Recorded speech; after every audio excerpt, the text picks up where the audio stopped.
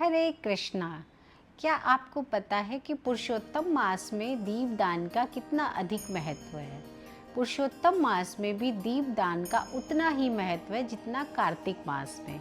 जैसे हम कार्तिक मास में दीपदान करते हैं, ऐसे ही हमें पुरुषोत्तम मास में भी दीपदान करना चाहिए। पुरुषोत्तम मास भगवान विष्णु को अति प्रिय मास है, क्योंकि कृष्ण भगवान ने इसको स्वयं अपना नाम दिया है पुरुषोत्तम, और इसमें उनके सारे गुण समाविष्ट हैं। तो इस महीने में आप जो भी दान पुण्य सेवा कार्य दीपदान आदि करते हैं, उसका आपको कई गुना फल प्राप्त होता है।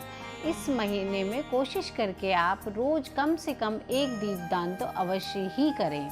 नहीं तो इस मास में पंच दीपदान का भी बहुत विशेष महत्व है। एक दिया तो हम अपने घर में रोज जलाते ही हैं, लेकिन पुरुषोत्तम मास में आप अगर पंच दीपदान करते हैं तो उससे आपके जीवन में आ रही कई प्रकार की बाधाओं से आपको मुक्ति मिलती है। आपके जीवन में चली आ रही कई परेशानियां समाप्त होती हैं। पंच दीपदान कैसे करना है और कहाँ कहाँ करना है, आइए अब हम ये जानते हैं। पंच दीपदान, एक दीपदान आप अपने घर के मंदिर में अपने इष्ट देव के नाम से करेंगे, और एक दीपदान आप तुलसी पे, एक दीपदान आप पीपल के पेड़ पर, और एक दीपदान आप भगवान विष्णु के मंदिर में या किसी शिवालय में करेंगे। एक दीपदान आप गौशाला में करेंगे। इस तरीके से पंच दीपदान आप करेंगे।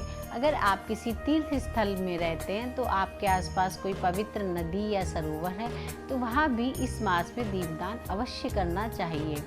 और जितना आप इस मास में दीपदान करते हैं, उतना आपके घर में सुख समृद्धि और शांति आती है। अपने घर के मुख्य दहलीज पर दीपदान करिए, कुएं तालाब बावड़ियों के पास दीपदान करिए।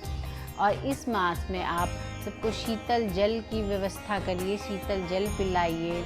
और आप जो समाज का कमज़ोर वर्ग है उसकी मदद करिए, उसको दान अपनी सामर्थ्य के अनुसार कुछ भी दान पुण्य करिए।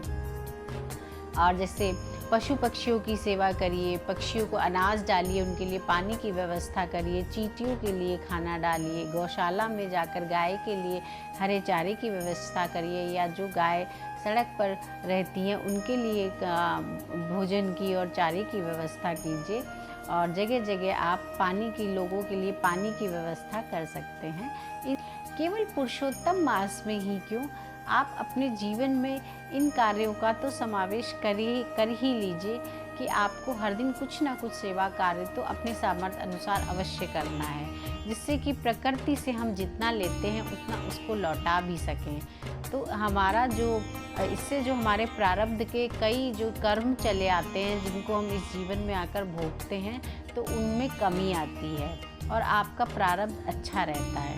हरे कृष्ण।